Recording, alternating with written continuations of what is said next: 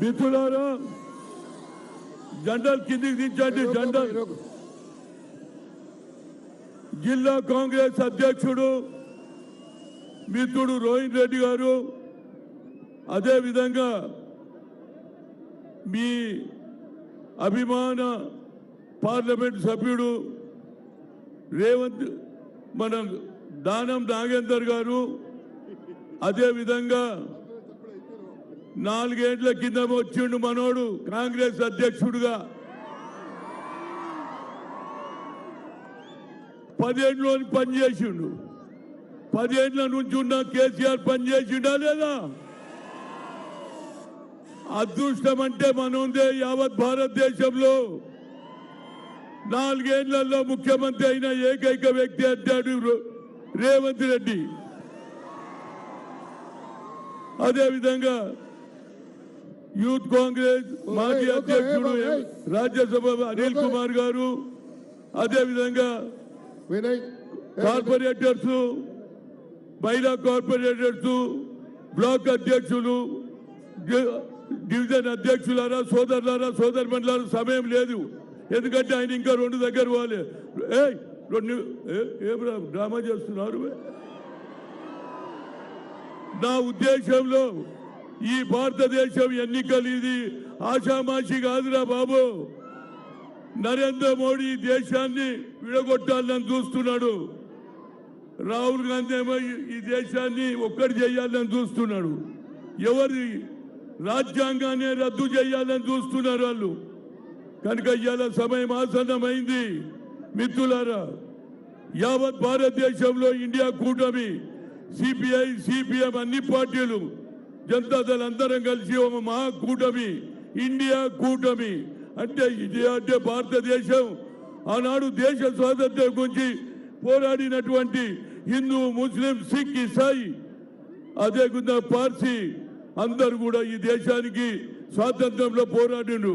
మహాత్మా గాంధీ, పండిట్ జవహర్లాల్ నెహ్రూ, సర్దార్ వల్లభాయ్ పటేల్, మౌలానా అందరు కూడా పాటుపడితే వచ్చింది.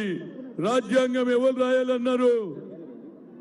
కడుపు గాలినోడు, పేదరికంలోకి వచ్చినోడే రాజ్యాంగం రాస్తామని మహాత్మా గాంధీ, పండిట్ జవహర్లాల్ నెహ్రూ ఆలోచన చేస్తే ఆ రోజులలో 18th సెంచరీలో మహాత్మా జ్యోతిరావు పూలే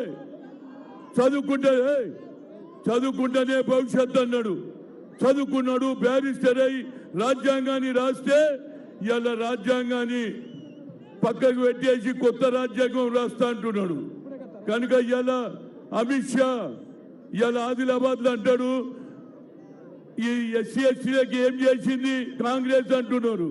కానీ ఎస్సీ ఎస్టీలకు, లంబడోళ్లకు చేసింది ఇందిరమ్మ 1972లో. నీకు అది కూడా తెలియకపోతే ఎట్లా రాబాయి? నువ్వు ఈ దేశానికి హోమ్ మినిస్టర్ అంటావు. నరేంద్ర మోడీ అబ్కి బార్ 400 కా పార్ అన్నది. ప్రియాంక ఏమన్నా తెలుసా? అబ్కి జనతా కా సర్కార్ అన్నది. అబ్కి బార్ జనతా కి సర్కార్. ఆ కుటుంబంలో ఉన్నది వాళ్ళ తండ్రి రాజీవ్ గాంధీ సద్భావన ద్వారా ఈ దేశంలో అందరినీ ఒకటి చేయాలని చూసిండు. అదే ఆలోచనలో కన్యాకుమారి నుంచి కాశ్మీర్ నడిచిన తర్వాత రైతుల సమస్య, నిరుద్యోగుల సమస్య, పేదరికం సమస్య అన్ని తెలుసుకొని we come to the power, will conduct caste wise census.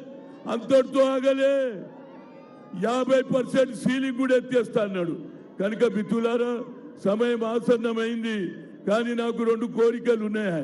ఎందుకంటే ముఖ్యమంత్రి వచ్చినప్పుడే అడగాలి కదా మనం, అడగాలనా లేదా? ఒకటి అడుగుతున్నా, ఆనాడు రోహిన్ రెడ్డి వచ్చినప్పుడు, ఎందుకంటే మహాత్మా జ్యోతిరావు పూలే ప్రజాభవన్ చేసిండు, ఆయనకు నా హృదయపూర్వక ధన్యవాదాలు. అదేవిధంగా ఈ ప్రాంతంలో మహాత్మా జ్యోతిరావు పూలే ఆడిటోరియం కట్టియాలన్నా బతుకమ్మ కుంట, ఒక బతుకమ్మనేమో ఆడున్నది టిఆర్ జైల్లో. కానీ ఇలా బతుకమ్మ కుంటను కాపాడినాం. ఈసారి బతుకమ్మ పండుగ దసరా తర్వాత అక్కడనే కబ్జా చేయాలని చూసారు. కానీ కోర్టు ఆర్డర్ ఇచ్చింది ఇది కుంటనే. ఈసారి తప్పనిసరిగా బతుకమ్మ కుంటనే మన ఆడపడుచులు, మన అక్కలు, చెల్లెళ్ళు అక్కడనే బతుకమ్మ ఆడతారు. ఈ రెండుటికి వారు ఒప్పుకోవాలని. అదే విధంగా ఆఖరి కోరిక ఆఖరి కోరికకి దీని తర్వాత చెప్ప మా నాగేందర్ ఇవాళ నాగేందర్ ఓటేస్తే ఎవరికి పోతుంది? రాహుల్ గాంధీకి పోతుంది. కిషన్ రెడ్డికి వేస్తే నరేంద్ర మోడీకి పోతుంది. కనుక ఈ జనాన్ని చూసిన తర్వాత మీ ఉత్సాహం చూసిన తర్వాత మా వానికి రాహుల్ గాంధీ దేశానికి పేదవాళ్ళ గురించి కొట్లాడే నాయకుడు, అగ్ర కులాలకు పరిచయం చేసినటువంటి నరేంద్ర మోడీ అదాని అంబానీలకు చేస్తుండు. కనుక బలహీన వర్గాల గురించి ఆలోచన చేసే ఏకైక వ్యక్తి రాహుల్ గాంధీ. కనుక ఆయన ప్రధానమంత్రి అయితే మా నాగేందర్ను మంత్రి చేయాలి. చేస్తావా లేదా? Thank you.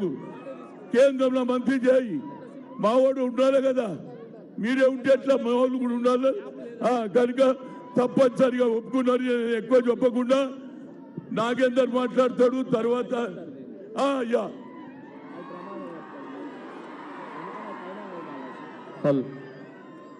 నాగేందర్ ఆయనకి ఇంకా 2 మీటింగ్లు ఉన్నాయి. ఎక్కడ చూడు జనమే జనం రా. అక్కి बार एवं साफ सरकार. अरे मुसलमान भाइयों, आखिरी बात बता रहा हूँ, ये देश धोखे में है. मुसलमानों को हका लेने का काम कर रहे, 4% निकाल दे रहे. मगर आंध्रा में जनता, हमारे पवन कल्याण पार्टी और टीडीपी पार्टी और बीजेपी मिलके वहां मुसलमानों को 50 साल का एज को दे रहे, मस्जिदों में पैसे दे रहे. तो इसी वजह से यहाँ पर भी वही देना चाहिए. हमारे यहाँ का मुसलमान नहीं है क्या? वहां का एक ही नीति डबल इंजन चल रहा. इसके ऊपर भी अपन सोचना चाहिए.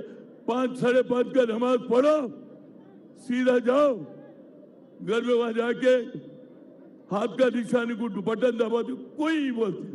उसके बाद घर में जाके चूल्हा